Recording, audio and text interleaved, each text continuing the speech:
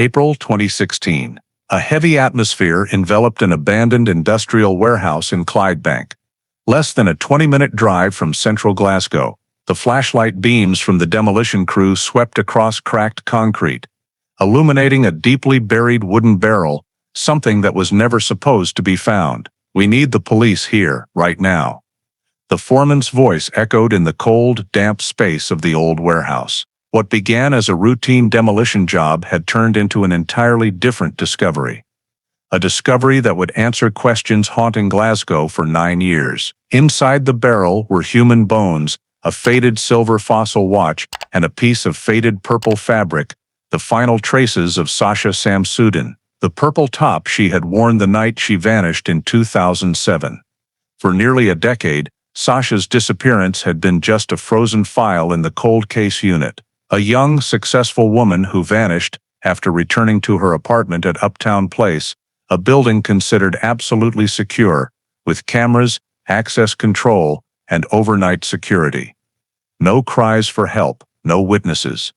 No signs of forced entry. Only a hallway camera footage, deleted during the shift of the sole security guard. An empty desk at work on Monday morning. A locked apartment with no one answering. Before continuing this shocking story, take a second to subscribe and like the video. Your support helps bring buried stories like this to light and ensures you don't miss the next cases. The discovery in Clydebank was not just the end of a missing person case, it was the first link in a chain of events that would expose a secret hidden right in the heart of the city. Because when police finally identified the suspect and made the arrest in 2016, it wasn't a stranger or a random criminal. It was someone the residents greeted every day. Someone entrusted with security keys. Someone who had lived normally for years carrying that horrific secret. The Sasha Samsudin case is not just a mystery solved. It is proof of the persistence of investigators who refused to let files gather dust, and of forensic science that gave a voice to a victim silenced for too long. It is also a story about the innocence of trust. When Sasha vanished in 2007, fear crept through Merchant City. Neighbors suspected each other. Residents looked at the security system differently. Silent cracks formed beneath the city's veneer of safety, and those cracks would burst open when the truth was finally revealed. What makes this case particularly haunting is that the answer was always very close. The suspect had been questioned from the start, but slipped through the gaps in the evidence. For years, this person continued working as a security guard, continued standing watch for others, continued living as if nothing had happened.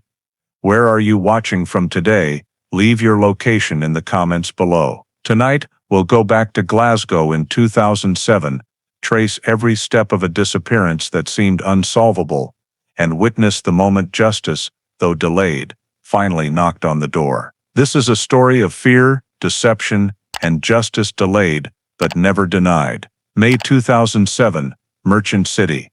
The bustling commercial heart of Glasgow glowed after a long day, the cobblestone streets gleaming in the early evening drizzle. Amid the weekend partygoers spilling out, Sasha Samsudin, 27, a marketing employee at a local real estate company, stepped out of the attic bar on Bath Street. The celebration for a new project had run late.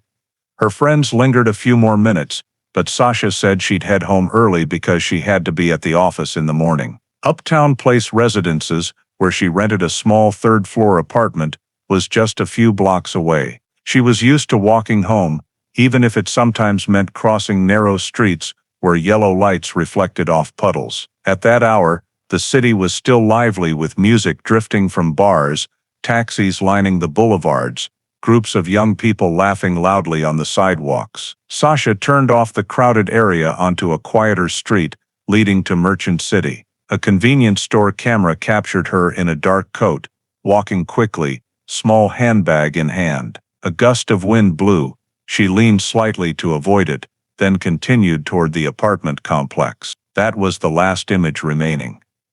After that, no one saw her. The next morning, her workplace noticed an empty desk, no messages on the company phone requesting leave, no clock-in recorded. Colleagues, initially thought she overslept or had a minor illness, but by midday, all calls to her mobile went to voicemail.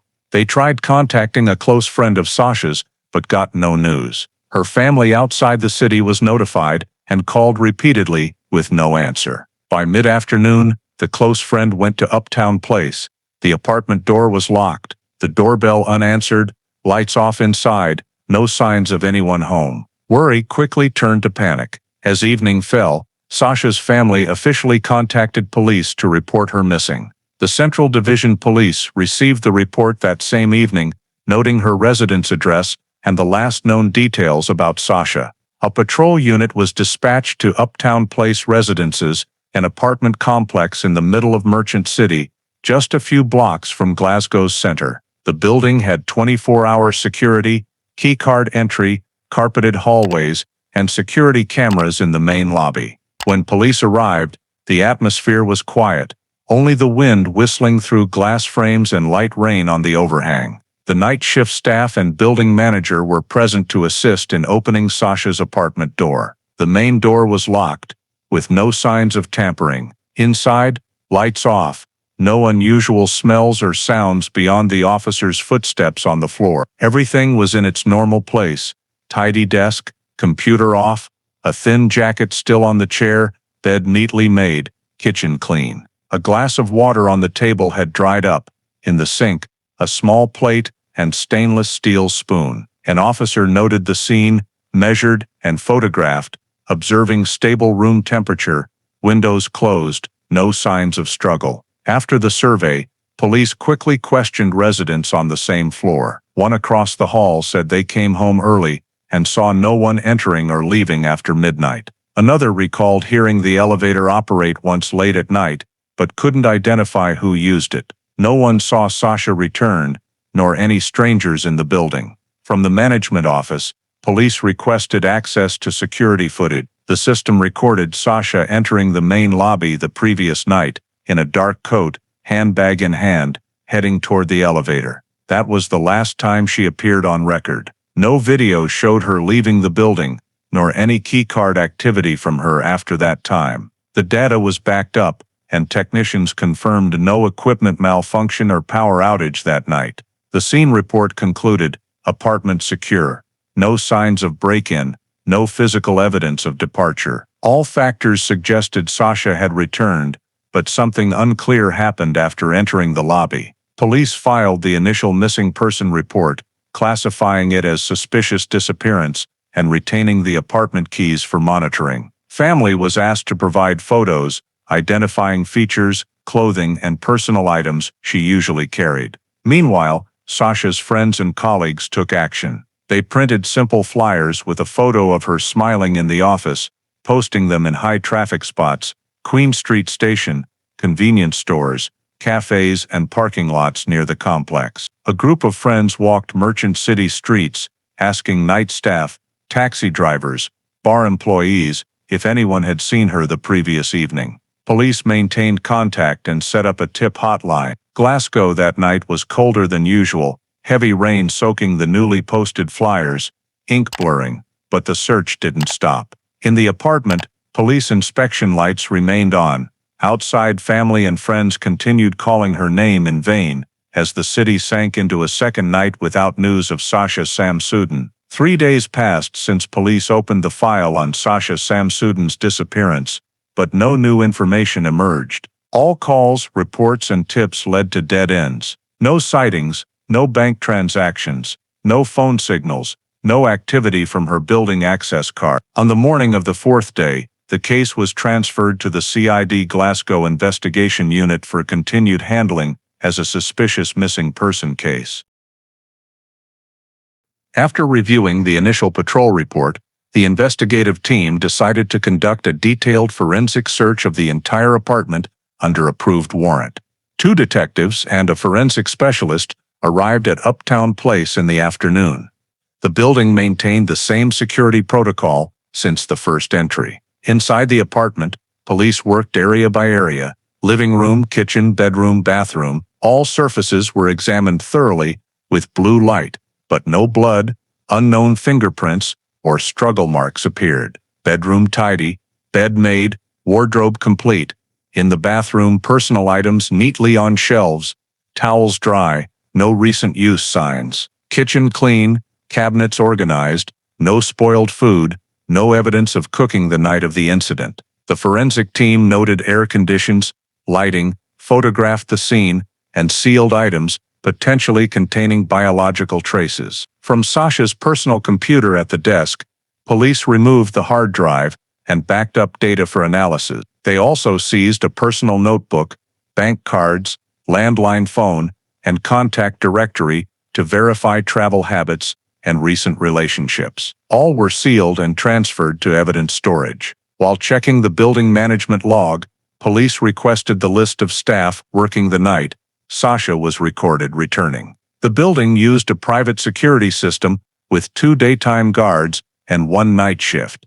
At the time of the incident, only 1 staff member was on duty, Stephen Duxbury, 24 years old, hired just a few months earlier. A quick interview was conducted in the guard room. Duxbury said he saw Sasha enter the lobby, that she didn't have her key card, and another resident came by and let her in. He added that the shift was normal otherwise, with no other incidents, and he left in the early morning as usual. Police requested the resident list present that night to verify the statement. Access system logs showed Sasha's return time, matching the camera frame, but afterward, no other key cards were scanned at the main door or elevator in the period she was believed to have returned. No data on the person Duxbury said helped her in, nor reports of any residents entering or exiting in the same time frame. The investigators noted the contradiction between the guard's statement and system data. The interim report concluded the victim was confirmed to have returned to the building the night of the disappearance, but there was no evidence she ever left it. At this point, police lacked sufficient grounds to conclude criminal activity, but the file remained under special monitoring, preparing for further investigative steps. Immediately after completing the apartment inspection report and cross-checking the security guard's statement, the CID Glasgow investigation team requested the extraction of all data from the security camera system at Uptown Place, as well as the surrounding Merchant City area. The storage drives were sealed and copied under the supervision of technicians. In the analysis room, police reviewed every frame from the evening Sasha returned. Street cameras recorded her walking from the direction of Bath Street, then appearing at the main building gate and entering the lobby. This footage matched the data the police had viewed on the first night. However, when examining the subsequent sequence of images from the internal system, the technical team noticed an unusual gap in the recording from the third-floor hallway camera, the area leading to Sasha's apartment. The missing segment lasted more than 30 minutes, coinciding with the time frame right after she entered the elevator. Cameras on other floors were operating normally, with no technical errors recorded. The technician cross-referenced the system access logs and discovered that the data deletion was performed manually from the central control console during that night shift. The only person with access at that time was security guard Stephen Duxbury. The technical report confirmed no signs of cyber attack or equipment failure.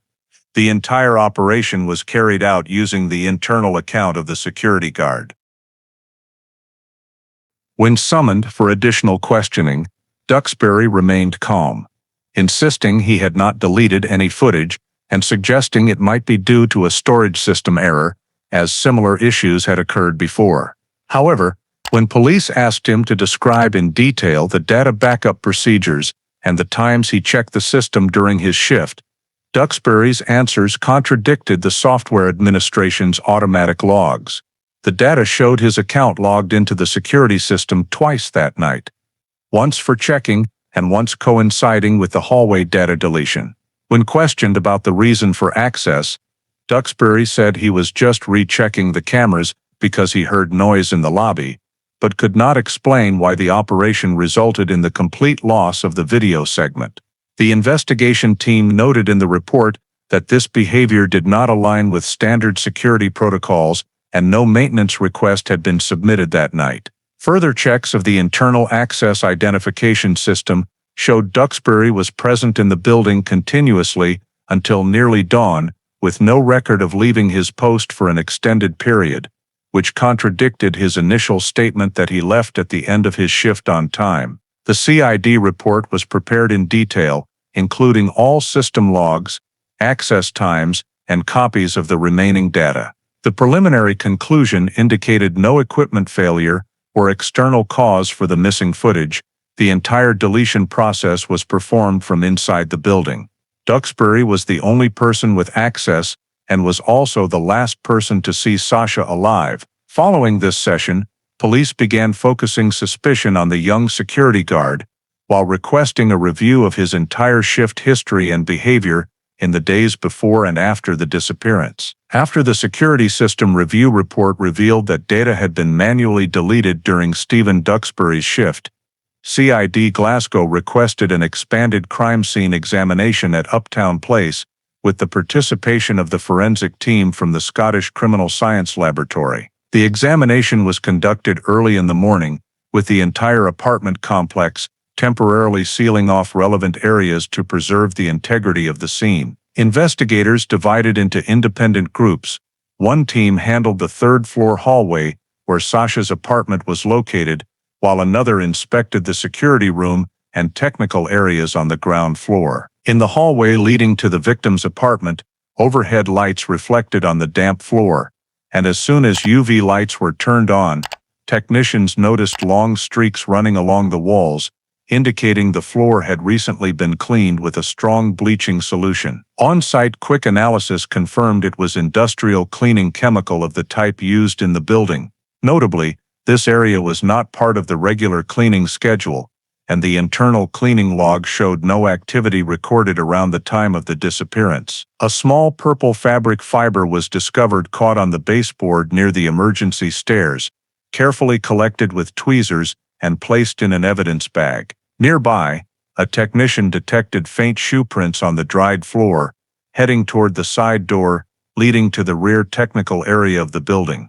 The prints were relatively clear at the heel and part of the toe, estimated size 9 according to UK men's standards. In the security room, the forensic team found a mop bucket with remaining solution and a dry mop placed in the corner. Samples of the solution were taken for comparison with the chemical traces collected in the hallway. Inside the room, tabletops and electronic equipment were spotlessly clean, almost dust-free, indicating recent wiping. Technicians also examined the technical area, housing electrical panels, and the building's waste processing system. A few small streaks were visible on the cement floor, but due to several days having passed, there was no longer sufficient moist sample for analysis. All collected evidence, including the fabric fiber, chemical samples, shoe prints, and remaining cleaning residue, was labeled, sealed, and transferred to the DNA identification lab at the Forensic Center.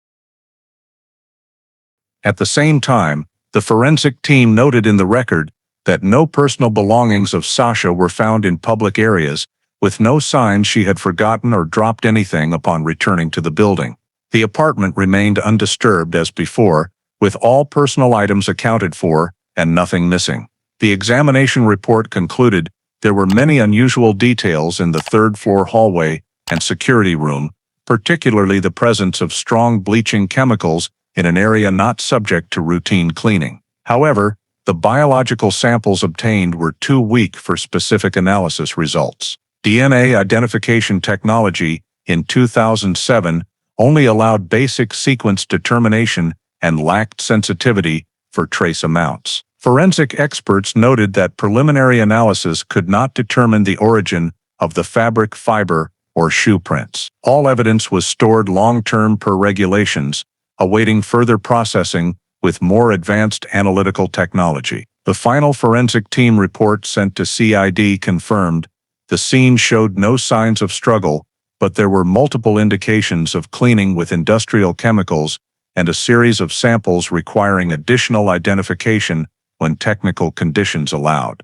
Though these results did not provide a breakthrough, they were sufficient for CID to recognize irregularities in the case that could not be overlooked. Immediately after the forensic team completed sample collection and transferred all evidence to the identification center, CID Glasgow proceeded to the next step of the investigation, gathering statements from all residents at Uptown Place residence to re-verify every detail related to the night Sasha Samsudin disappeared. Over 2 consecutive days, investigators conducted interviews floor by floor and household by household, prioritizing those on the 3rd floor and areas with views overlooking the hallway or elevators. Interviews followed a standard question template: the time they returned home, any unusual sounds or movements during the night, and whether they saw anyone entering or leaving Sasha's area. The results showed an almost complete absence of information. No one saw Sasha return,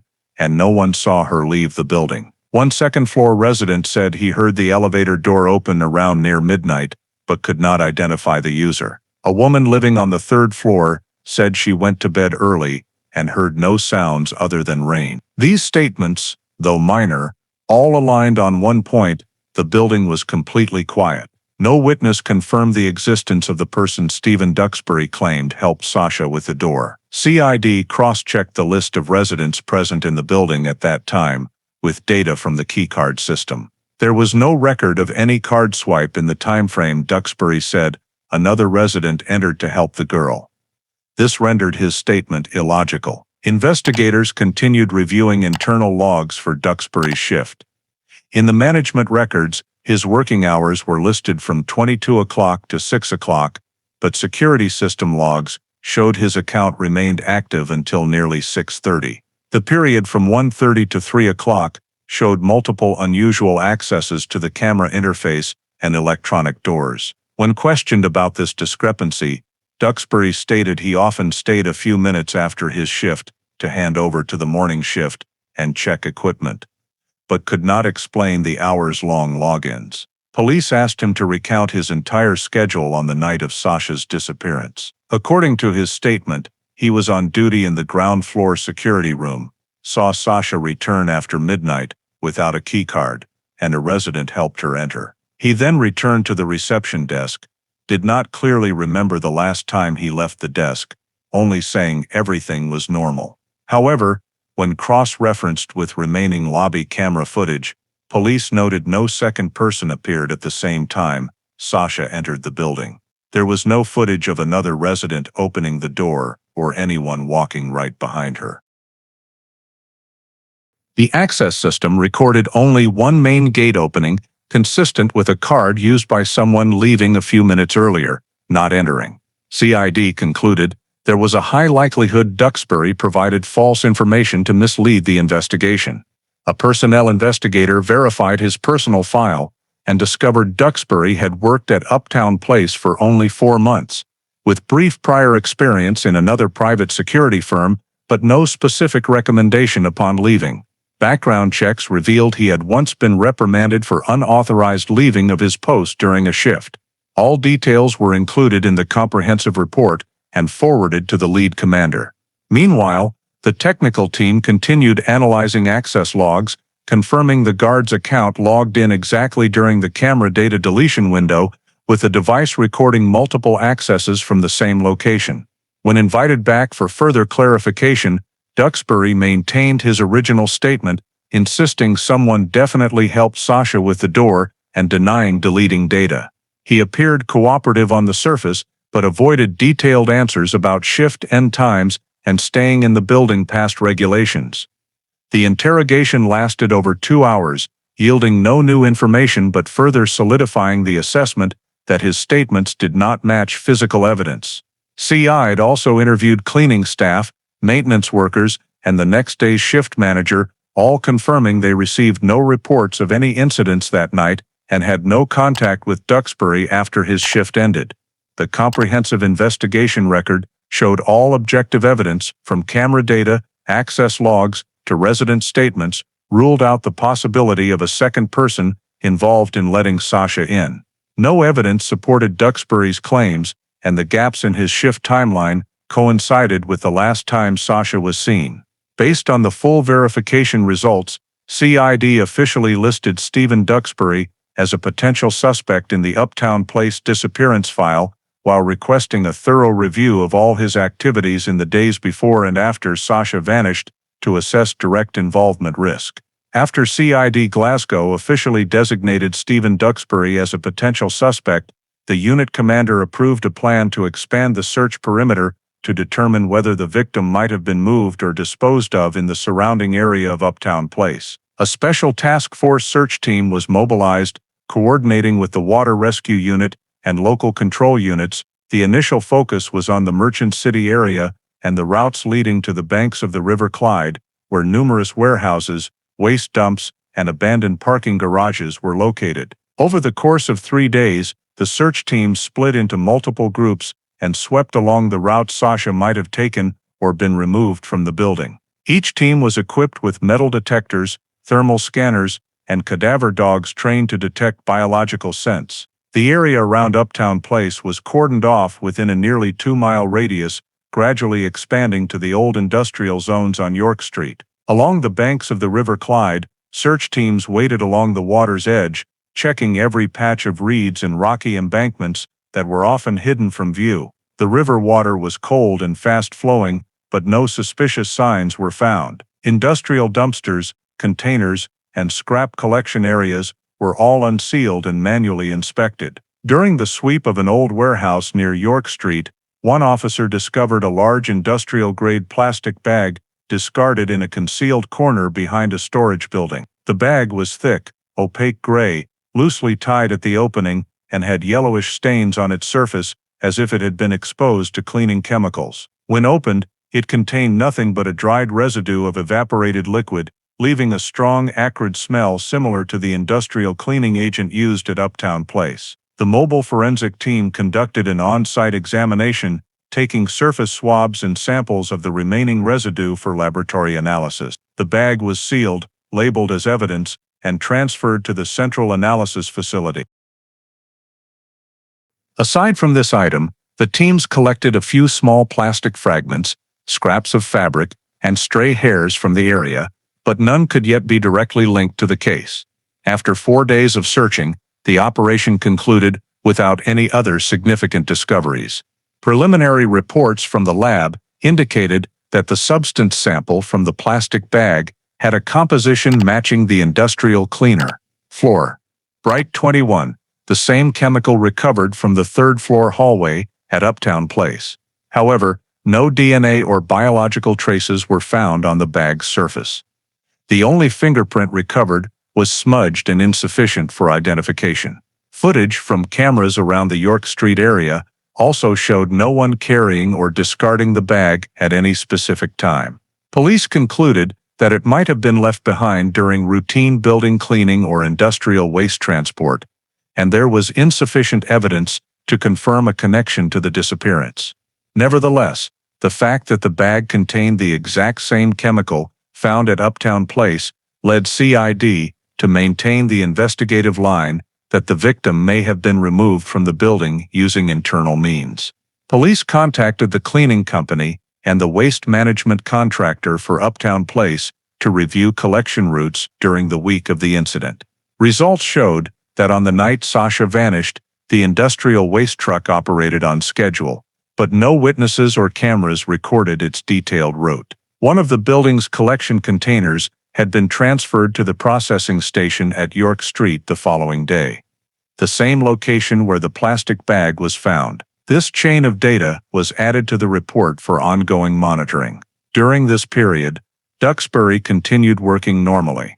Police lacked sufficient evidence for an arrest, but he was placed under covert surveillance by a CID monitoring team. Every movement, contact, and activity was carefully documented. While the expanded search temporarily concluded, investigators focused on compiling results and creating comparison charts between crime scene data, forensic findings, and Duxbury's statements. Although no direct evidence proved criminal conduct, the combination of deleted camera footage, contradictory statements, and the chemical matches steadily increased suspicion toward the young security guard. CID maintained the surveillance plan and kept the file open, awaiting final forensic results before deciding the next investigative step. After weeks of analysis, the forensic laboratory results yielded no significant breakthroughs. No usable DNA was recovered from the cleaning solution samples. The plastic bag found in the York Street warehouse area contained no clear biological traces, and all physical evidence collected from the Uptown Place hallway was too weak to match any individual. Although the chemical details partially matched between the two locations, the scientific report concluded that the level of similarity was insufficient to be considered evidence. With no body found and no physical proof of a crime, CID reached a standstill. Continuous internal meetings between the commander and the investigative team were held, but produced no new direction. Every hypothesis, whether the victim left voluntarily, was abducted, or met with an accident, was considered and ultimately dismissed, due to lack of verifiable data. The areas around Merchant City and the River Clyde banks were swept one final time before the search operation was officially suspended. Not a single sign indicated that Sasha was still alive or that her body had been disposed of. The family was informed of the outcome, while the press published only a brief notice stating that the missing person investigation remains without progress. Duxbury, meanwhile, remained under discreet surveillance. He did not leave his residence in the early period, continued his regular shifts, and appeared cooperative when asked for information, showing no suspicious behavior. 2 months after the expanded search ended, Duxbury submitted his resignation, citing personal reasons. Uptown Place management confirmed the resignation was accepted, and he officially left his night security position to take a job with a small service company in the northern suburbs. When CID attempted to verify, he had already left Glasgow without providing a specific forwarding address. Local police were asked to assist with monitoring, but without a warrant or detention order, surveillance was limited to administrative checks. At this point, the investigation file had virtually no room left for expansion. Physical evidence was archived according to protocol, biological samples were sealed in cold storage, and all digital data was backed up at the central facility. CID's final report concluded that there was insufficient basis to confirm the existence of a crime or to identify a definitive perpetrator. Therefore, the case was temporarily classified as unsolved missing person. The lead investigator signed the order to close active pursuit, shifting the file to periodic review status, meaning it would only be reopened upon new evidence or information. Internally, some investigators still believe that the inconsistencies in Duxbury's statements and the missing camera data could not be mere coincidence, yet without a body or direct physical evidence, all suspicions remained speculative. Ultimately, the entire file was closed and moved to storage, joining hundreds of other unsolved missing persons cases in the Glasgow region. Time passed. Uptown Place gradually returned to normal daily life, new residents moved in, and the faded missing person flyers were removed from the damp walls. Sasha's name remained on the missing persons list, periodically updated, but no one still held hope for a different outcome. For CID, the case ended in silence. No explanation, no suspect in custody, leaving only a series of dry reports documenting each day of investigation that never reached a final answer. From 2008 to 2014, the missing person file of Sasha Samsudin remained dormant in the Glasgow police archives with no further developments. After being classified as unsolved missing person, all documents, interview transcripts, physical items, and technical reports were sealed according to procedure, assigned case number UMP 07115, and transferred to the cold case unit for long-term storage. The main items of evidence included the purple coat recovered from the victim's apartment, a small fabric fiber found on the third-floor hallway, a faint shoe print near the side door, backup copies of the camera system logs, and the industrial plastic bag discovered at the York Street warehouse area. All were stored in separate evidence boxes and preserved in cold storage to maintain viability for future biological analysis with improved technology. Each year, the file was routinely checked to confirm the evidence remained intact, but no requests were made to reopen or supplement the investigation. In annual statistical reports, the Sasha Samsudin case appeared only as a brief line item under missing persons, unresolved. As years passed, the original investigative team was reassigned to other units, many retired or transferred, and the case gradually faded from memory among hundreds of backlogged files. Meanwhile, Stephen Duxbury, the individual once considered a potential suspect but never charged due to insufficient evidence, was confirmed to have left Glasgow shortly after resigning. Police recorded his new residence in the town of Stirling, where he worked as a security guard for a small residential estate near Kings Park. Periodic administrative checks showed he lived quietly, had no new criminal record, and was not involved in any other incidents. The Cold Case Unit updated its reports with this information as part of post-investigation monitoring, but no further action was deemed necessary. Throughout the 2008-2014 period, no additional tips about Sasha were received, no new witnesses came forward, and no events triggered a case review. Old news articles gradually disappeared. The victim's photograph on missing persons websites faded over the years. Sasha's apartment at Uptown Place was returned to the landlord after legal procedures were completed. Her belongings were released to the family, and only a few personal items were retained as evidence. The investigating agency closed its monitoring log, marking the status as inactive file, pending future review, and the missing person case of Sasha Samsudin officially entered a frozen state, becoming one of many unsolved cases in Glasgow's investigative history.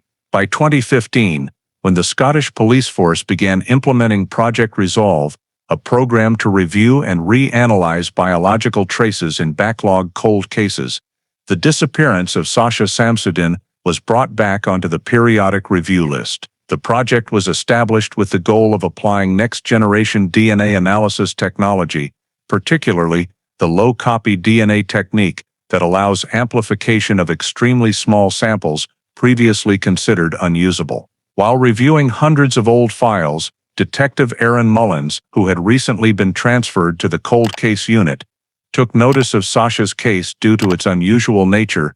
The victim vanished from a secure gated apartment complex with no body, no witnesses, and only faint chains of physical evidence. Mullins reviewed the entire original investigation records, from the scene reports to the 2007 evidence photographs, then requested that the storage facility release evidence box, UMP 07-115, from sealed storage for re-evaluation of forensic potential. Among the items, Sasha's purple jacket was considered the most promising sample because it had been in direct contact with both the environment and the victim's body on the night of the disappearance. Upon unsealing, technicians examined it under a microscope and discovered several thin fibers adhered to the collar edge. The entire fabric section was sampled and sent to the National Laboratory in Edinburgh for low-copy DNA analysis. This technique, unlike the older process, enables amplification of DNA molecules at extremely low levels,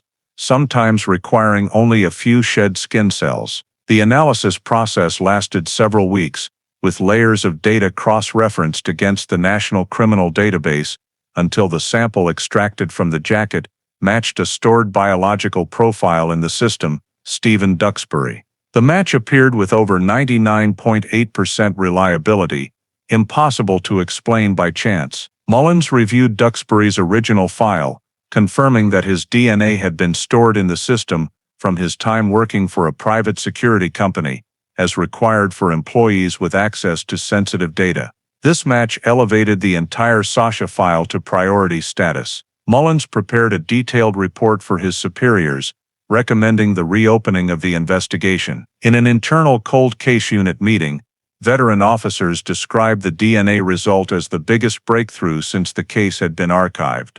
Although not yet sufficient to prove criminal conduct, it was the first scientific evidence directly linking Duxbury to an item belonging to the victim. The official laboratory report confirmed no technical errors, with the comparison sample fully compliant with storage standards. From that point, Mullins was assigned as the lead investigator to re-examine the entire file. He reviewed all statements, old forensic results, CCTV data, and Uptown Place resident testimonies, while creating a detailed timeline cross-reference table. Every matching indicator was documented in preparation for an expanded investigation plan.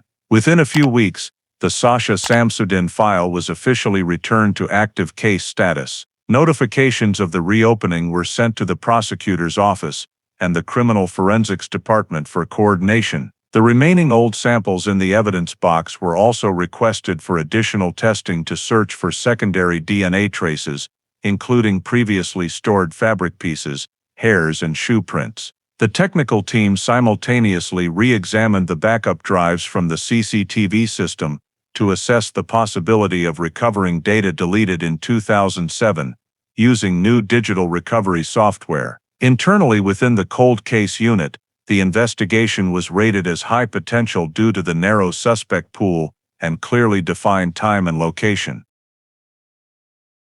Mullins prepared a summary report for command, proposing renewed surveillance of Stephen Duxbury, who was then living and working in Stirling. By the end of 2015, the reinvestigation plan was officially approved, along with funding for surveillance and evidence analysis. Everything was conducted in absolute secrecy to avoid alerting the subject. The Sasha Samsudin case file, after nearly 9 years in storage, was reopened in early 2016, becoming one of the first cases in Scotland to be revived through low-copy DNA technology. After the DNA identification confirmed a match between the sample recovered from Sasha's jacket and Stephen Duxbury's biological profile, a secret surveillance operation was launched in the first month of 2016. The investigation team, led by Detective Aaron Mullins, began monitoring Duxbury in Stirling, where he worked as a security guard for a small residential complex on the southern edge of the city. Surveillance was conducted discreetly, in coordination between the local criminal investigation department and the cold case unit, to prevent the suspect from noticing. Duxbury lived alone in a ground-floor rented apartment, with regular daily habits, night shifts, returning home in the morning, and rarely interacting with neighbors. Investigators rotated shifts, documenting his movements over the first 2 weeks, short routes, mostly around the complex and a nearby convenience store, with no signs of contact with anyone suspicious. As surveillance expanded, police verified Duxbury's financial records, personal assets, and transaction history. Bank accounts showed stable average income, no unusual large expenditures, no personal vehicle. He used public transportation. From information provided by his security company, he worked on time, had never been disciplined, had a quiet and reserved personality, spoke little, and almost never participated in social activities. Initial reports suggested a normal life, but Mullins noted the excessive reclusiveness and the fact that he had maintained the same temporary address for years without changing it as points warranting attention. He requested a re-review of the 2007 archived files, particularly the electronic devices seized from Duxbury's apartment when he worked at Uptown Place. The computer hard drive from that time had been backed up and stored in forensic data storage, but never deeply analyzed due to technological limitation. With support from the new digital department, Mullins authorized full data recovery using modern forensic software. The extraction process took nearly a week, recovering many old files from hidden data areas, including a text file named override_quickset.doc. The file contained detailed instructions with diagrams, images, and steps to unlock quickset doors from the outside without a keycard or spare key. The document was created in early 2007, shortly after Duxbury started at Uptown Place, and included a note at the end, test version, for security reference. Technical experts cross-checked and confirmed that the quickset lock in the document was the exact model installed at Uptown Place at the time. This made Mullins' report particularly significant, as it proved Duxbury not only had system access, but also possessed technical documentation, allowing interference with the locking mechanism. When presented in an internal meeting, the recovered data was regarded as a high-value discovery, providing clear grounds for motive and access to the victim. The investigation team continued expanding in the direction of checking whether Duxbury had ever used this document. Metadata analysis showed the file had been opened at least twice in May 2007, the most recent just days before Sasha's disappearance. This aligned almost perfectly with the case timeline. Mullins ordered backups of all related data, including browser history, personal notes, and old emails for legal cross-referencing. Concurrently, the field surveillance team continued monitoring Duxbury. Throughout February, he maintained his usual routine, showing no signs of anxiety or preparation to leave his residence.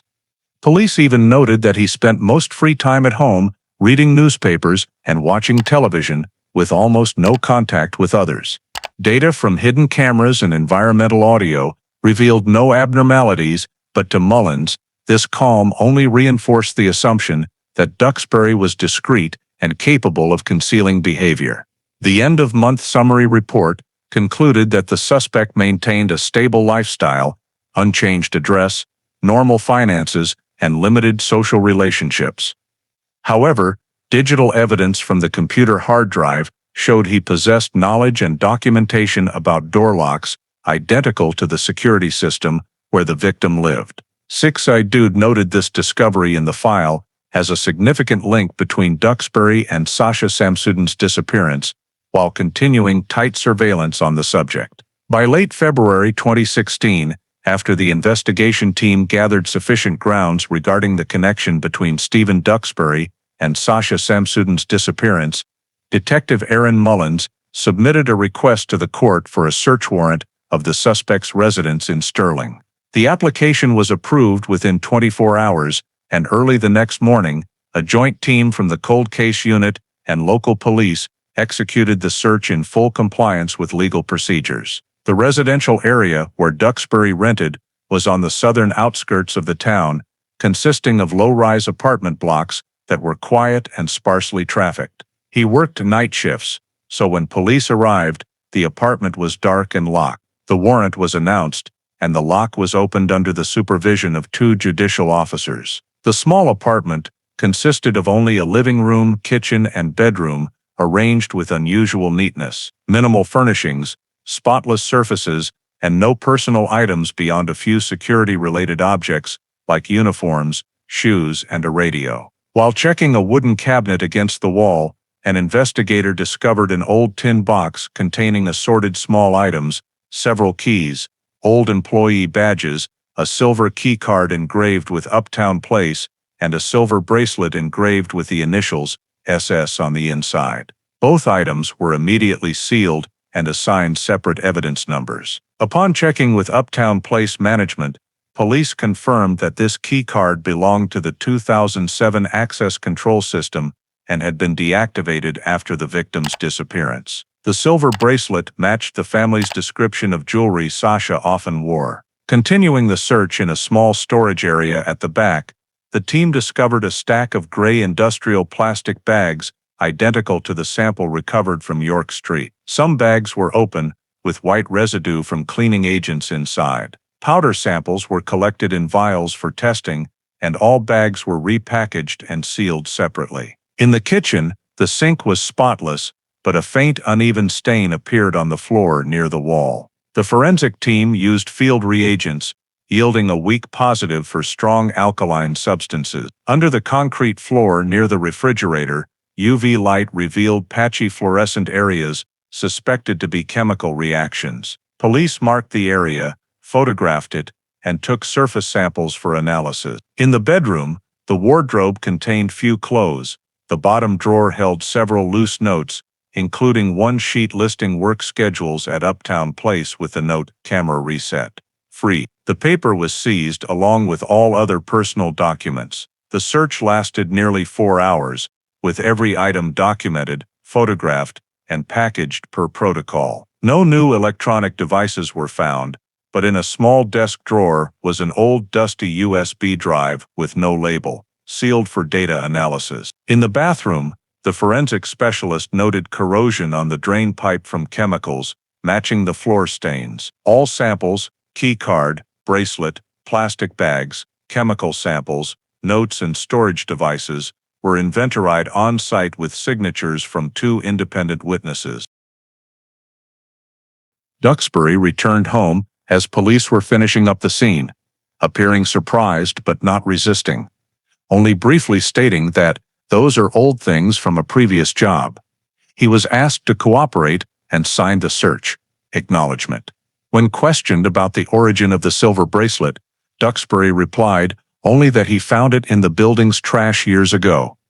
This explanation was recorded as implausible, but at that time, police lacked sufficient legal grounds to detain him. Instead, the entire investigation shifted focus to evidence examination, the factor that could create a turning point if results were clear. Immediately after completing the search warrant execution report, all samples collected at Stirling were sealed and transferred to the Scottish National Forensic Centre, where they were entered into the in-depth analysis process as soon as the seal integrity was confirmed. The first forensic report was sent to Detective Aaron Mullins at the end of March 2016, documenting clear results from three main pieces of evidence: the silver bracelet, the Uptown Place access card, and the chemical sample taken from under the concrete floor. The biological examination of the bracelet revealed traces of DNA that matched perfectly with the genetic profile of Sasha Samsudin, stored in the missing persons database since 2007. The sample was recovered from the engraved groove on the inner surface of the bracelet, in the area that directly contacted the skin, confirming that the item belonged to the victim and had been worn for an extended period before her disappearance. The discovery of Sasha's DNA on an item found in Stephen Duxbury's home after nearly 9 years could not be reasonably explained by any hypothesis other than that he had direct contact with the evidence. Concurrently, the physical evidence examination team analyzed the silver access card engraved with Uptown Place. Under an electron microscope, they found a short hair strand adhered to the edge of the plastic surrounding the card's head. This sample was extracted for nuclear DNA and compared against the Police Scotland database, confirming that the hair carried Stephen Duxbury's genetic markers with a match probability of 1 in 8.3 billion. The forensic report stated that, since the card had been sealed in clean conditions, the likelihood of cross-contamination was virtually zero, meaning Duxbury's DNA origin could only date back to before the evidence was lost. The chemical examination revealed that the substance recovered from under the concrete floor of the Stirling apartment matched 100% with the Floor Bright 21 inches cleaning solution sample collected at Uptown Place in 2007, including the dilution ratio and metal ion characteristics. The technical report concluded that it was the same product, very likely from the batch purchased by the Uptown Place building during that period, as the supplier changed the formula in 2009. When combined, this chain of results formed a systematic evidentiary picture: an item belonging to the victim bearing her DNA, a building security system item bearing the suspect's DNA, and a chemical trace matching the type used at the original scene. Mullins received a comprehensive report over 40 pages long, in which the expert's conclusion section was marked as probative, meaning it had evidentiary value in criminal proceedings. To ensure objectivity, the results were sent for cross-verification at an independent laboratory in Dundee, and after 2 weeks of comparison, all parameters matched. Duxbury was requested to appear for additional questioning, but when notified, he did not respond and abruptly stopped showing up for work. This behavior led the investigation team to decide on the next step. Mullins convened an urgent meeting with the prosecutor and the cold case unit command team to present the entire chain of evidence. The presentation highlighted 3 key elements: biological traces proving the presence of the victim and suspect in the same evidentiary chain, the link between the cleaning chemical at the 2007 scene and Duxbury's apartment, and the history of deleted camera system access during his shift. Based on this synthesis, the prosecutor agreed that the evidentiary threshold met the standard for seeking an arrest warrant under Scottish criminal law.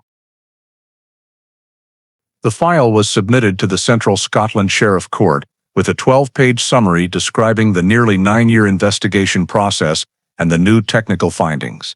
The arrest warrant was officially signed the following morning. Mullins ordered the investigation team to prepare an approach plan to ensure safety, while also notifying Stirling Police for coordination in monitoring the suspect's residence. With the newly confirmed forensic results, the entire investigation into Sasha Samsudin's disappearance entered a new phase, where suspicion had become a solid legal basis for arrest. Less than 2 weeks after the arrest warrant for Stephen Duxbury was signed, an unforeseen event occurred that completely changed the nature of the case. On April 14, 2016, during the demolition of an old industrial warehouse in Clydebank, on the western outskirts of Glasgow, construction workers discovered a large wooden barrel buried deep under the cement foundation of warehouse number 12. The barrel was securely nailed shut with rusted rivets, covered in multiple layers of old paint and broken concrete fragments, indicating it had been buried there for many years. When the drill hit the wood, a musty odor spread, raising suspicions among the workers, who halted construction and reported it to local police. The forensic team and cold case unit were dispatched to the scene that same afternoon. The discovery site was approximately 12 miles from Uptown Place, in an industrial area once managed by the same security company as the building where Sasha lived. After removing the lid under technician supervision, inside was revealed a layer of rotted tarpaulin, beneath which were human bone fragments mixed with dry material. On the left wrist of the skeleton was still worn a silver Fossil brand watch with a round face and a rotted brown leather strap. Nearby was a piece of faded purple fabric, material matching the type of jacket noted in Sasha's 2007 evidence file. Police sealed off the entire warehouse area, sealed the wooden barrel, and processed the scene according to homicide procedures. Forensic experts carefully collected bone, hair, and remaining tissue samples for transfer to the National Forensic Center. The examination lasted nearly a week, including nuclear and mitochondrial DNA analysis, to compare with the family genetic samples stored from 9 years prior. The official results were announced on April 21. The DNA sequence matched perfectly with Sasha Samsudin's profile, with an error probability of only 1 in 9.7 billion. The forensic report concluded that the bone fragments belonged to a female aged 25-30, with height and physical characteristics consistent with the victim. Decomposition traces indicated the body had been wrapped tightly and stored in an airtight environment, slowing the rotting process. Bone tissue and calcium analysis determined the time of death to be within 24 to 36 hours from the disappearance in 2007, meaning the victim died within 2 days of being last seen. In the wooden barrel, the forensic team also found old fabric rope and a nylon piece matching the type of industrial bag collected at York Street. Traces on the barrel's surface indicated it had been moved before burial, possibly by internal transport vehicles. Upon reviewing the industrial area's historical records, police discovered that the burial site location had been leased by a security company where Duxbury worked part-time in 2007. This link was immediately added to the investigation report, confirming a direct relationship between the suspect and the concealment site. Police expanded the excavation around the warehouse to search for additional evidence. Within a 3-meter radius of the barrel, they recovered a few corroded plastic and metal fragments, possibly remnants of tools or locks. These samples were sent for parallel analysis with the biological evidence. Cold case unit authorities assessed that the Clydebank discovery was decisive, as it not only confirmed the victim's death but also provided a clear location and time of death. The entire investigation chain was updated, from the 2007 missing person file to the 2016 forensic results, forming a new case file coded HM 16077. Police internally announced that the case was officially reclassified from missing person to premeditated homicide. Mullen's note in the record concluded, body identified as Sasha Samsudin, concealed in an industrial warehouse under temporary management by the company that employed Stephen Duxbury. Estimated time of death within 36 hours of disappearance. Physical evidence and DNA analysis sufficient to reclassify the case. When the information was forwarded to the prosecutor, all investigative activities shifted to criminal processing, ending nearly 9 years of the case being treated merely as an unsolved disappearance. Immediately after the Clydebank forensic results confirmed the body as Sasha Samsudin's, and the forensic evidence chain strengthened the direct link between the scene and Stephen Duxbury. Police Scotland executed the arrest warrant.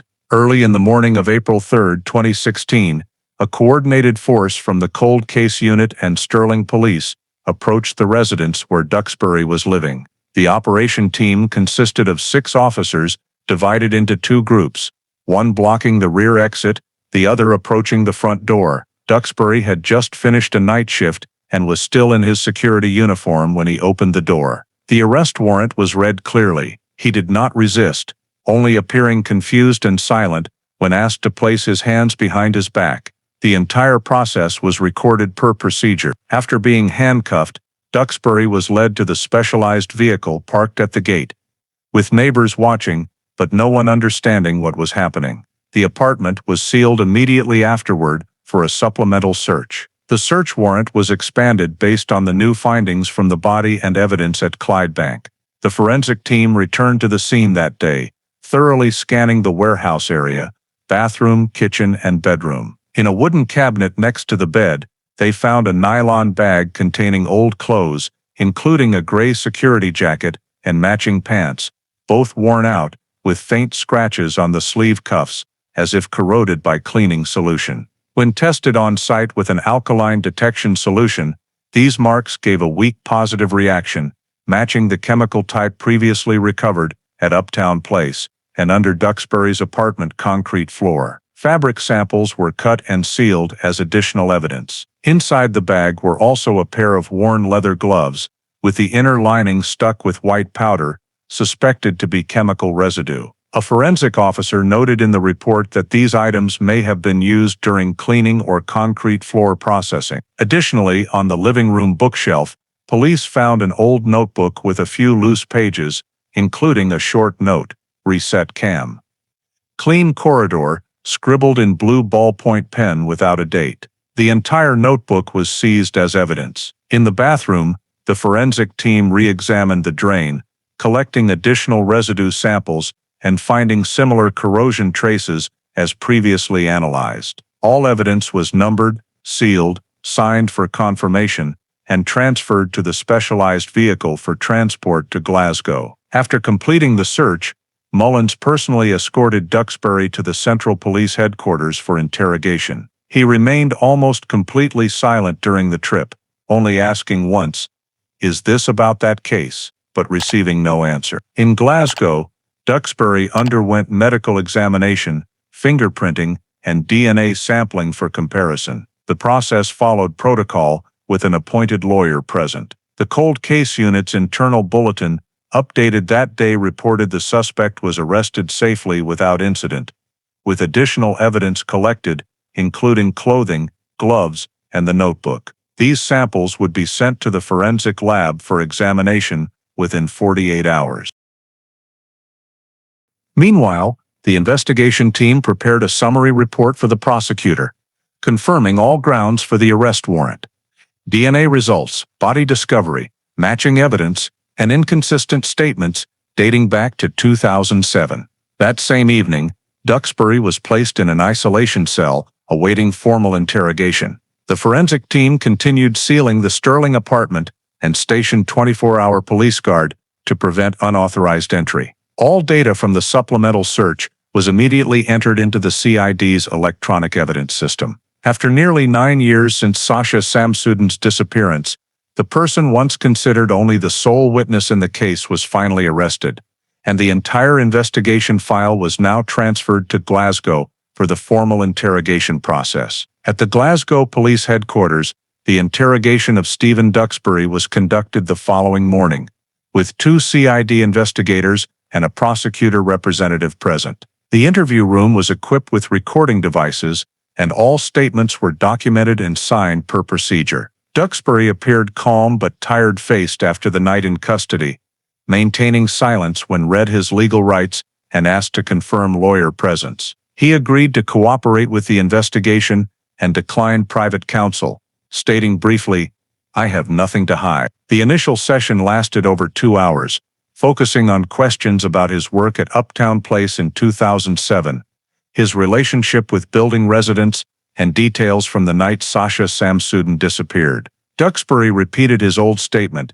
He only saw her in the lobby, did not speak to her, did not delete camera data, and had no involvement in her disappearance. When asked about the Uptown Place access card and the SS engraved bracelet found in his home, he claimed they were old items left in the security company's storage when he quit, denying knowledge that they belonged to the victim. The investigators presented the forensic evidence one by one, starting with the DNA results on the bracelet. Upon seeing the report photos, Duxbury fell silent, hands clasped. Mullins slowly read the conclusion. The DNA sample on the inner surface of the bracelet matches perfectly with Sasha Samsudin. Duxbury only replied, "Maybe she left it somewhere." Next, the investigator placed before him a photo of the silver access card with the recovered hair strand on the surface, along with the DNA conclusion matching his sample. At this point, Duxbury began to lose composure, saying, "I touched that card while working. I was assigned to manage the system." Mullins countered, "What reason did you have to keep this item for 9 years?" Duxbury did not answer. When further confronted with data from the old computer, including the file override_quickset.doc, he lowered his head, remained silent for a long time, then requested a break. After 15 minutes, he returned more fatigued, voice softer. Mullins continued questioning about any relationship with Sasha, whether they ever spoke or met privately outside work. Duxbury shook his head, but then changed his statement, saying she once asked him about the access card during a lobby encounter. When asked why camera records were missing during his shift, Duxbury fell silent, avoiding eye contact. The investigator then presented photos of the Clydebank scene, the sealed wooden barrel, and the purple fabric piece recovered next to the body. In a few seconds, he recoiled, gripping the chair tightly, face paling. Mullins said, "She died within 36 hours of leaving the bar. You were the last person present in the building." After more than 5 hours of continuous interrogation, Duxbury began to speak. He admitted meeting Sasha that night, when she returned to the building, having forgotten her access card. He said he helped her check the door, then something unintended happened while he was trying to help her open her apartment door. He described an argument, her panicking, him trying to hold her back, but her falling and hitting her head on the wall. When asked why he did not report to police and why he concealed the body, he said, "I was afraid I'd be seen as a murderer." Duxbury insisted he did not intend to cause death, saying he only wanted to clean up so no one would misunderstand. The statement was recorded, verbatim, repeated 3 times for accuracy. He signed each page of the transcript in the presence of 2 officers. After signing, Duxbury lowered his head and said nothing more. Mullins concluded the session in the late afternoon, confirming that the suspect had admitted causing Sasha Samsudin's death in circumstances described as an accident, but had deliberately concealed the act. The entire transcript was sealed and sent directly to the prosecutor's office that day, along with the evidence file to complete the prosecution procedures. After Stephen Duxbury signed the statement admitting to causing the death of Sasha Samsudin, the entire case file was transferred to the Crown Office, the highest prosecuting authority in Scotland for criminal prosecution proceedings. The legal department reviewed more than 8 years of investigative documents, along with newly added forensic reports, compiling them into a unified dossier exceeding 600 pages. After 3 weeks of evaluation, the Crown Office formally issued an indictment against Duxbury on 3 charges: abduction, unlawful imprisonment, and culpable homicide. The indictment described in detail the actions, sequence of events, and physical evidence proving a direct connection between the suspect and the victim, while also highlighting the element of concealing the crime after it was committed. In the file, the prosecutor listed 48 validated exhibits, including DNA samples, the Uptown Place access card, a silver bracelet engraved with SS clothing and gloves found in Duxbury's home, as well as items recovered from the Clydebank scene, such as the fossil watch and a purple fabric fragment. 14 witnesses were summoned, including investigators, forensic technicians, Uptown Place residents, building management staff, and the 2 workers who discovered the wooden barrel. In addition, the Crown Office submitted 3 independent forensic reports, one on DNA analysis results,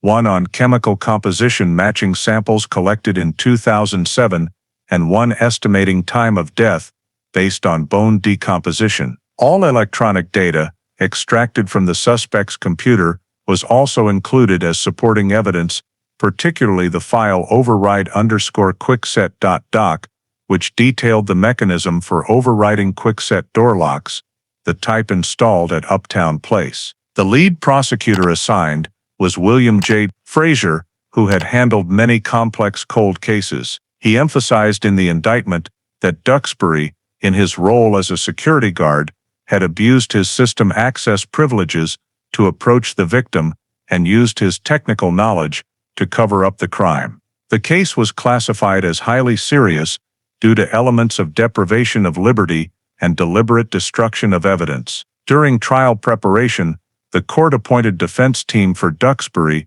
requested a review of the indictment, arguing that the suspect's statement was made under stress and could have been psychologically influenced after hours of interrogation. However, the Crown Office countered by proving that the entire interview was conducted lawfully, with video and audio recording and witnesses confirming it. The preliminary judges agreed to uphold the original indictment. On June 15, 2016, the High Court of Justiciary in Glasgow officially received the case file. The assignment record specified that the initial trial would be held in September of the same year, presided over by lead judge Fiona Drummond. While awaiting trial, Duxbury was detained at Barlinnie Prison under a remand order without bail, as the prosecution argued a high flight risk and the particularly serious nature of the case. In preparatory sessions, the Crown Office requested a re-examination of all exhibits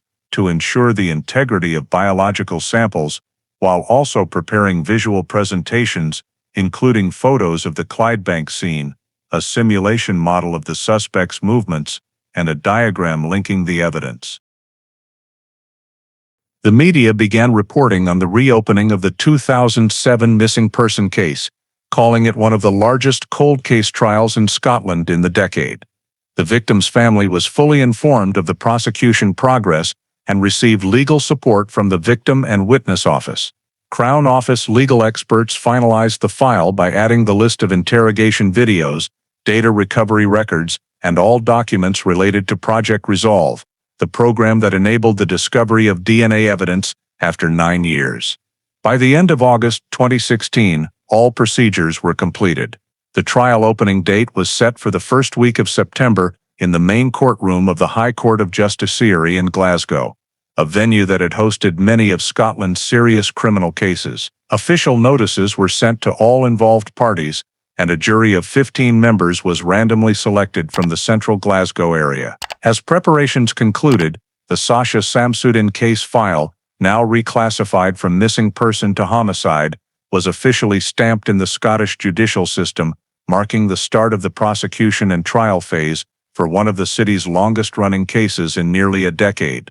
The trial of Stephen Duxbury opened on September 5, 2016, at the High Court of Justiciary in Glasgow, attracting widespread media and public attention across Scotland. On the first morning, prosecutor William J. Frazier presented the indictment to the bench and the 15 jury members. He asserted that this was a complex cold case, but one with a clear chain of scientific evidence sufficient to prove the defendant's criminal actions. The prosecution's presentation began with the DNA results, describing how Project Resolve analyzed material from Sasha Samsudin's jacket, leading to a match with Duxbury's biological profile. Next, the prosecution introduced images of exhibits: the silver bracelet engraved SS containing the victim's DNA, the Uptown Place access card with hair fibers matching Duxbury's DNA, and chemical analysis results proving the cleaning agent found at the defendant's home was identical to that used at the 2007 scene. A large-screen visual presentation outlined the entire sequence of events: Sasha leaving the bar, returning to Uptown Place, the last camera footage, the deleted data segment coinciding with Duxbury's shift, and the body's discovery 9 years later at Clydebank, an area temporarily under the management of the company where he had worked. Forensic experts called to testify successively confirmed the DNA testing process, chemical analysis, and determination that time of death fell within 36 hours of the disappearance. The forensic report concluded that the victim died from mechanical asphyxia combined with head trauma. The second part of the prosecution's presentation focused on digital evidence. An expert from the Data Analysis Unit explained the recovery of the file override_quickset.doc from Duxbury's hard drive, detailing the quickset lock override mechanism known only to those with security expertise. Additionally, camera system logs showed the guard account logging in twice on the night Sasha disappeared, matching the time of data deletion. When linking all these elements, the prosecution asserted that Duxbury's actions were deliberate, not accidental as he claimed. After a presentation lasting nearly 3 days, the defense team led by lawyer Douglas Keene began its rebuttal. He argued that the case relied entirely on circumstantial evidence, with no witnesses seeing Duxbury cause the death or have physical contact with Sasha. The defense emphasized that the defendant's statement about an accident could align with forensic findings, suggesting the victim may have fallen and suffocated during a struggle without intent to kill. They also requested the court to exclude parts of the statement, claiming the suspect was under psychological pressure during the prolonged interrogation. However, the bench reviewed the recorded interview, confirming it was conducted lawfully, with the defendant informed of his rights and signing acknowledgments for each section, showing no signs of coercion. In the subsequent cross-examination, the prosecution countered that the coincidences among the exhibits and DNA could not be explained by an unintentional act theory. Individual pieces of evidence might not be strong enough alone, but combined, they formed a complete causal chain. Duxbury had access privileges, possessed lock override instructions, was present at the time of disappearance.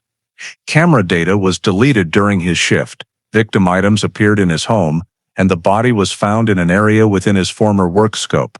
The prosecution concluded, no coincidence could stretch over 9 years and still yield such consistent results. This is the only logical chain that explains the truth. The trial lasted 10 days, with ongoing debates over motive and the nature of the act. The defense attempted mitigation by noting Duxbury had no prior convictions, no history of violence, and may have panicked, leading to concealment. Meanwhile, the prosecution presented a simulated map of Duxbury's movements from Uptown Place to Clydebank on the night of the incident, based on phone data and indirect witness statements. A taxi driver, who saw a person in security uniform carrying a large bag near the bus station that night, was called to testify. Though unable to positively identify the individual, his statement matched the timing and description of the defendant. On September 14th, the bench moved to closing arguments. Judge Fiona Drummond stressed that, although there were no direct witnesses, the system of physical evidence, scientific analysis, and the defendant's own statement formed a tight logical chain sufficient to establish the offenses. She instructed the jury to consider the totality of evidence rather than isolated details. After nearly 4 hours of deliberation, the jury returned and announced the verdict. 11 out of 15 members agreed to convict Stephen Duxbury on all 3 charges: abduction, unlawful imprisonment, and culpable homicide. The courtroom fell silent for a few seconds before the judge pronounced sentence. The judgment was read slowly. The defendant Stephen Duxbury is sentenced to life imprisonment without the possibility of parole. The court noted the severity of the actions and the prolonged concealment of the crime, while rejecting all mitigation arguments. When asked if he wished to make a final statement, Duxbury only replied briefly, "It was my mistake," then bowed his head. The trial concluded that afternoon, marking the end of the 10-day proceedings and confirming a life sentence without parole for the man who had once been the sole witness in the mysterious 9-year-old disappearance case. After the sentence was handed down, the Sasha Samsudin case file was officially closed. All documents, interrogation records, exhibits, forensic results, and court decisions were consolidated into a complete dossier and archived at the Cold Case Unit, marked as resolved case, closed after 9 years. A statement from Police Scotland was released the following week, confirming that the 2007 missing person case at Uptown Place had been resolved after nearly 9 years of intermittent investigation. At a press conference at the Glasgow Central Division headquarters, Detective Aaron Mullins, the lead on the reinvestigation, declared that this was a prime example of how new generation DNA technology could deliver justice in cases thought to be forgotten. He thanked the victim's family, the National Forensic Unit, and the cold case team for their persistent pursuit. Scottish media widely covered the story, calling it one of Glasgow's longest resolved cold cases. Meanwhile, Stephen Duxbury was transferred to Barlinnie Prison to serve his life sentence without parole. The correctional authority confirmed he was held in a special security wing, subject to isolation protocols in the initial phase of incarceration. His medical file was updated periodically, his health was stable, he did not appeal, and he made no further legal requests. Sasha's family, after the sentencing, received back the personal effects returned from storage, the fossil watch, silver bracelet, and a faded photo from her wallet. Those items became the final remnants of a case that had haunted the city for nearly a decade. At the end of 2016, the Cold Case Unit's internal report was officially stamped complete, recognizing the Sasha Samsudin case as a model for investigations combining modern DNA technology with traditional forensic evidence. The final entry in the file was a single brief line: "Case closed. Justice delivered." The story of Sasha Samsudin's disappearance and eventual resolution clearly reflects ongoing issues in urban life in the UK today, particularly trust in the sense of security created by systems. Uptown Place was described as a modern apartment complex with security guards, cameras, access cards, and entry control procedures, features familiar to millions living in apartment blocks in Glasgow, London, or Manchester. Yet the fact that Stephen Duxbury was the sole guard on duty, had access to cameras, and could delete corridor footage undetected for years shows that technology does not create safety on its own if human oversight mechanisms are lacking. The first practical lesson is that residents should proactively ask and understand their building systems, how long cameras retain footage, who has access rights, and whether there are independent audit logs. This is not paranoia, but a legitimate right of residents. On a personal level, the detail of Sasha returning home tired, without her full access card, and thus dependent on others, is a very common situation in UK nightlife. The lesson is not about victim blaming, but about preparing safety alternatives, keeping phone battery charged, informing friends when heading home alone, and avoiding situations where one must rely on an unfamiliar individual, even if they are a guard or service employee. Finally, Project Resolve and the retesting of DNA after nearly a decade highlight the value of persistence in the UK justice system. Items that seemed meaningless in 2007, jacket fabric fibers, camera logs, became keys in 2016. This underscores that thorough reporting, proper evidence storage, and not overlooking small details can deliver justice, even if delayed. In a rule of law society like the UK, justice may not always arrive quickly, but it can arrive if data and accountability are maintained. If you want to continue following real cases analyzed in depth like Sasha Samsudin's story, please subscribe to the channel so you don't miss future episodes. Thank you for watching, and see you in the next video, where we'll continue exploring files once forgotten, but that ultimately found justice.